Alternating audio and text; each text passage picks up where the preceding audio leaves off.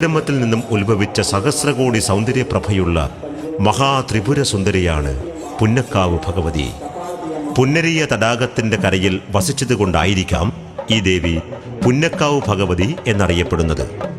മാടായിപ്പാറക്കടുത്ത് പുന്നക്കടവ് എന്ന പ്രദേശത്ത് പ്രത്യക്ഷീകരിച്ച ഈ ജഗജ്ജനനി തുരുത്തി നെല്ലിക്കാവിൽ നിന്നും വാണിക്യമംഗലത്തേക്ക് വന്ന ദേവതയാണ്.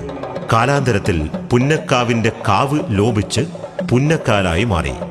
മൂത്തൽ, മുട്ടത്ത്, ആക്കോട്, വായിക്കര, കാര്യത്ത്, കിണറ്റുംകര, കാരക്കടവത്ത് എന്നീ തറവാട്ട് ഭവനങ്ങൾ വാണിക്യമംഗലത്ത് ക്ഷേത്ര നിർമ്മാണത്തോടെ താമസമുറപ്പിച്ചതിനാൽ ദേവിക്ക് ഇവിടെയും കുലപരിചാരകരുണ്ടായി.